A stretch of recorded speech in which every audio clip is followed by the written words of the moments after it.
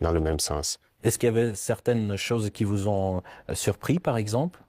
Surpris, toujours, on est toujours surpris quand on voit l'avancée technologique. Et dernièrement, je pense qu'il y a une nouvelle arme qui a fait son apparition dans l'arsenal militaire russe, Oreshnik, qui donc nous avons pu voir passer.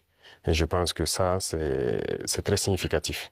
Quelle est la signification de votre présence en tant que chef d'État africain? Car on sait bien que les Africains ont apporté leur contribution à la victoire des Alliés dans la Seconde Guerre mondiale. Bien sûr, c'est comme je l'ai dit, les Africains et les soldats donc, soviétiques ont contribué beaucoup à libérer le monde du nazisme.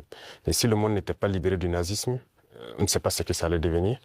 Et en suivant donc les événements, j'ai vu que la Russie, elle seule, a perdu 1 million de soldats sur le sol européen en combattant. L'Afrique aussi a donné, nos ancêtres ont beaucoup combattu sur le théâtre européen, principalement en France, en Belgique, en Italie, pour libérer le monde du nazisme.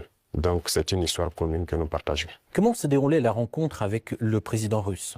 Alors, pour l'instant, nous avons eu des rencontres brèves et dans quelques temps, nous allons avoir un long entretien. Et ça se passe très bien et vraiment c'est très courtois, c'est amical, c'est fraternel et c'est tout ce qu'on demande donc en matière donc de nouvelles coopérations dans ce monde. Mais comment décririez-vous l'état actuel des relations bilatérales?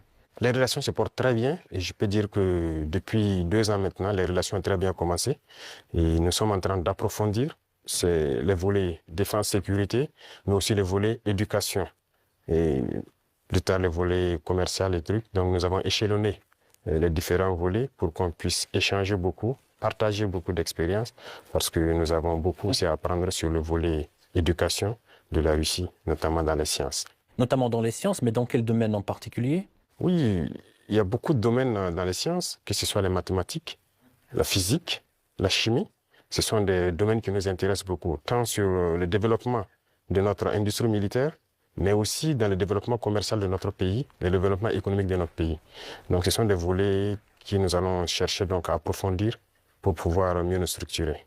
Et pensez-vous qu'il y ait une demande au Burkina pour l'enseignement russe? Bien sûr, il y a beaucoup d'étudiants burkinabés déjà ici en Russie, dans des universités. J'en ai croisé ce matin même. Et j'ai même demandé à ce qu'on augmente le nombre d'étudiants ici, que ce soit à travers des bourses russes ou le Burkina qui va donc payer des bourses pour que ces étudiants viennent. Mais l'objectif pour nous, c'est d'implanter des universités similaires au Burkina. Et comme il y a déjà la maison de la Russie, ça va nous permettre d'aller très vite. D'ailleurs, vous venez de le rappeler, aujourd'hui vous avez visité l'université russe. Comment s'est déroulée cette visite? Ça s'est très bien déroulé. J'ai eu des échanges fructueux avec le ministre